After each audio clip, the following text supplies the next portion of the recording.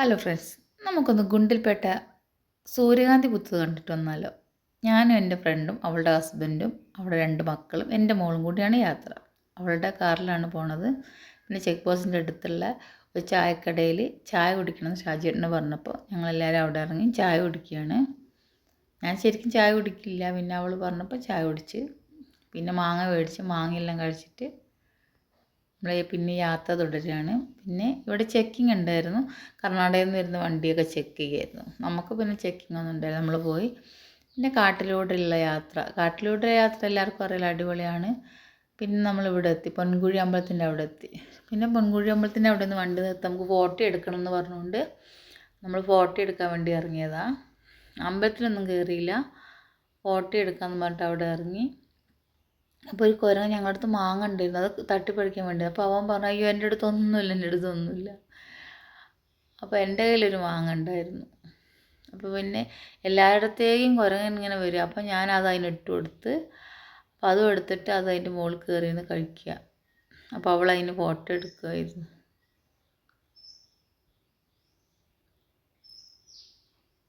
അതെല്ലാം കഴിഞ്ഞ് അതിൻ്റെ അപ്പുറത്ത് ഒരു ഗ്രൗണ്ട് പോലെ സ്ഥലം ഉണ്ടായിരുന്നു. അപ്പോൾ അവിടെ പോയിട്ട് റീൽസാണ്, ഞങ്ങളെല്ലാവരും റീൽസായിരുന്നു.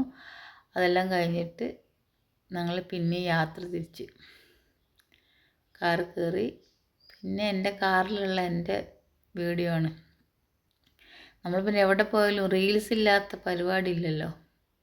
പിന്നെ കാട്ടിലൂടെ ഇപ്പോൾ മാനേനെ കണ്ട്, എന്നിട്ട് പിന്നെ കാട്ടിലൂടെ യാത്ര പിന്നെ പറയണ്ട. ആ വഴി നിങ്ങൾക്ക് പോയവരാണെങ്കിൽ അറിയാം, സൂപ്പറാണ്, അടിപൊളി വൈബ് യാത്രയാണ്.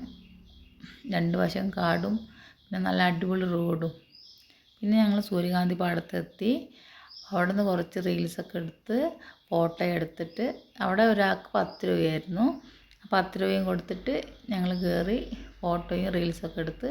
പിന്നെ ഇത് ഉള്ളി നട്ടേക്കുവാണ്, ഉള്ളിയാണ്. പിന്നെ ചെണ്ടുമല്ലി, ഓണത്തിൻ്റെയൊക്കെയുള്ള ചെണ്ടുമല്ലി, വാടാർമല്ലി, ഇതെല്ലാം നട്ട തോട്ടമാണ്.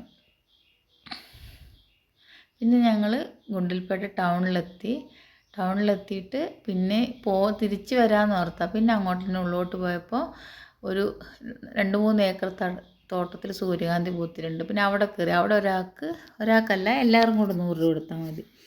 അപ്പോൾ ഞങ്ങൾ അവിടെ ഇറങ്ങി. 100 രൂപ കൊടുത്താൽ എന്താ, അത് മുതലാക്കി ഞങ്ങൾ. കാരണം അത്രയും ഫോട്ടോസും റീൽസും പിന്നെ കാണാൻ സൂപ്പറായിരുന്നു.